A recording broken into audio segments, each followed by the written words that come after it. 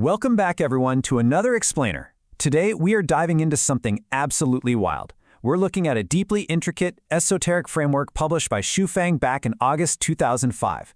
It's a massive cosmological map that literally tries to categorize everything in existence into a super rigid, 16-level hierarchy based entirely on spiritual energy. We're going to look at this text impartially, kind of like a documentary, exploring exactly how the source material defines the universe, consciousness, and, well, where we fit into the whole shebang. It is incredibly detailed, totally unique, and honestly a fascinating exercise in structured world building. So let's get into it. Okay, let's dive right into this map. We've broken down this dense 16-level universe into 5 digestible chapters. First, the meaning of life. Then, supreme and celestial levels. Third, the 5 categories of humans. Fourth, nature and lower life forms. And finally, the path of advancement. All right, Chapter 1, the meaning of life. So what's the philosophical foundation here? Well, according to the text, the answer is a pretty fascinating paradox. The source explicitly states, without the universe, there is no life. Without life, there is no universe. Basically, they're entirely codependent. The author uses this great analogy. They compare the universe to a giant building constructed specifically for human activities, right?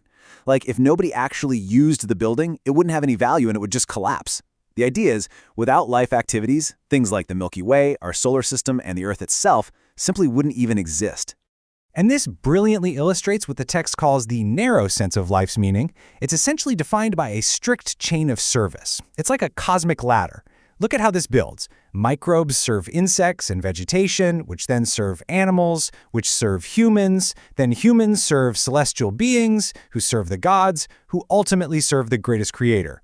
And the twist at the very top? The greatest creator's entire purpose is to serve all life forms. So in this specific worldview, your meaning is completely defined by who you're serving on this ladder. Moving on up, Section 2, Supreme and Celestial Levels. Let's look at the absolute apex of this hierarchy. We've got a really clear contrast here. At level 1, you have the greatest creator, who possesses a perfect, non-material structure. We're talking total omnipotence. Its psychic energy penetrates all material in all spaces without any hindrance at all.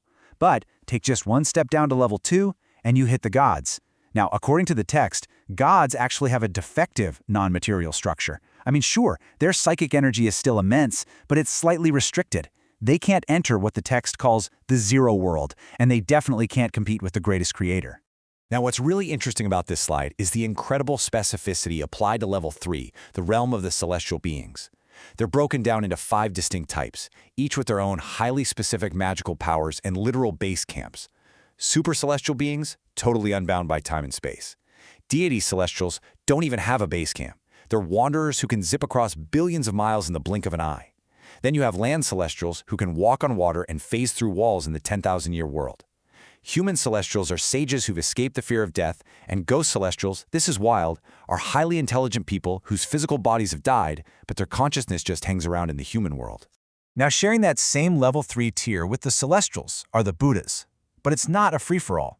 Even within this single level, the text outlines a super strict geographical hierarchy. Buddhas don't just exist everywhere, they're categorized by the specific continent they live on. The most superior Buddhas, they reside on the supreme authentic wisdom continent. From there, it steps down through several realms, like the Gods continent, the Moon Temple, all the way down to the Lotus continent, which is literally designated as the bare minimum entry level for Buddhas. Okay, before we drop down to humans, we hit level 4, devils. What's fascinating here is how they're defined. The text doesn't paint devils as pure inherent evil. Instead, they're more like a structural anomaly.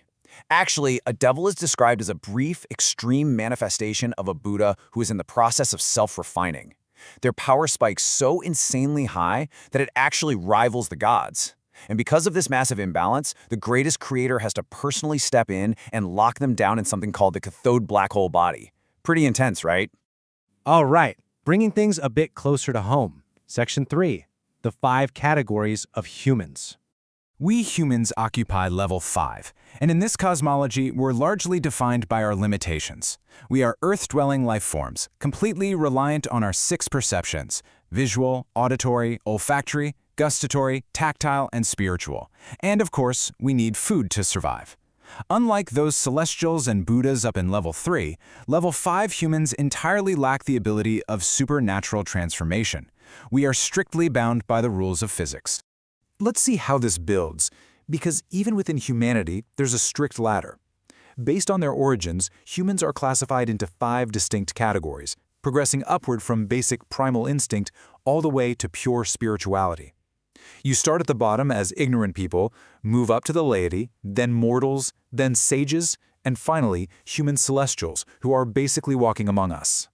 This system of human transmigration is seriously detailed. The text argues that a human's current survival drive is directly dictated by what they were in their past life. For example, ignorant people rely purely on instinct because, well, in their previous existence, they were a tree or a lower animal. The laity rely on desire, having recently graduated from being a higher animal or a bird. Mortals rely on sentiment. Sages rely on rationality. They were actually a celestial or a sage previously. And human celestials? They rely on pure spirituality. It's like a giant cosmic leveling system.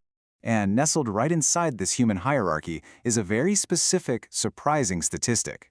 The author claims that exactly 1 out of every 10 million people in human society is secretly a celestial being, a Buddha, or a god operating here on a special mission. I mean, to put that into perspective, that's a handful of people in every major country just walking around with cosmic powers in disguise. It definitely adds a fun layer of mystery to everyday life when you view it through the lens of this text. Let's keep descending. Section 4, Nature and Lower Life Forms. Now, this is one of the most unique categorizations in the entire framework. Check out the comparison between wild animals and domestic livestock. You'd probably expect wild, free, majestic animals to rank higher, right? Well, actually, scratch that. The text places livestock at level 8, which is higher than wild animals down at level 9. The logic is that wild animals are like illiterate people who only know how to take and obtain resources for themselves. Livestock, on the other hand, are compared to disciplined students. Because they serve humanity directly, they only know how to dedicate. And remember that chain of service we talked about? In this universe, dedication is exactly what elevates your spiritual rank. Even the flowers in your backyard have a hierarchy. Level 7 is entirely dedicated to flowering plants, and sitting right at the absolute pinnacle of this level, peonies. The text shares this really delightful little micro-narrative here. It says flowering plants possess very high spirituality, and their main job isn't just to look pretty. They exist to serve the human sages. Flowers like the peony are literally there to remind human sages of the deity celestial being world, basically cheering them on so they don't forget their spiritual goals. And this strict hierarchy trickles all the way down through every bit of flora and fauna. Let's do a rapid-fire look.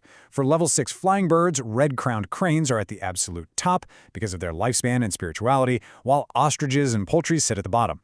Drop down to level 12 for herbs and glossy ganodermas, those shiny mushrooms, take the top spot, while plain old grass sits at the absolute lowest tier. The author literally assigned an exact spiritual rank to every single biological organism. As we map out the absolute bottom of this 16-level framework, things get, well, pretty dark. Level 13 is made up of microorganisms and fungi. Drop below them to level 14, and you hit demons and monsters in hell. Level 15 is just ominously categorized as life in the frozen layer, and then you hit rock bottom, the absolute lowest tier of existence. Level 16, known as life in the inflamed layer. Okay, time to look up again. Section 5, the path of advancement. The text is abundantly clear that in this worldview, life is absolutely not static. The author writes, the direction of the advancement of life should aim toward higher spaces of life. Essentially, the overarching objective for literally any being, whether you're a mortal, a sage, or even a bird, is to constantly strive for the tier directly above you. Sages should advance toward becoming human celestials. Deity celestials should aim to become super celestials. It is a continuous, never-ending upward journey. So the crucial point here is understanding the roadmap. For a human starting right here in the human world, the text outlines an exact spatial path for you to follow. First, you've got to strive to reach the 1,000-year world. Once you make it there, you set your sights on the 10,000-year world. After that, you strive to become a wandering deity celestial. And finally, the ultimate goal, you aim for the Elysium world to become a super celestial being. That's the absolute top level of attainable life, since, remember, humans can't ever become gods or the greatest creator. We've just explored a dizzyingly precise 16-level universe where every single flower, bird, human, and celestial being is locked into this vast cosmic chain of spiritual service and advancement. It's a truly intricate, fascinating theoretical system. So, I want to leave you with a thought directly from within the logic of this framework. In a universe defined entirely by levels of spirituality, what is the next step for your own advancement? Thank you so much for exploring this wild map of life with us today.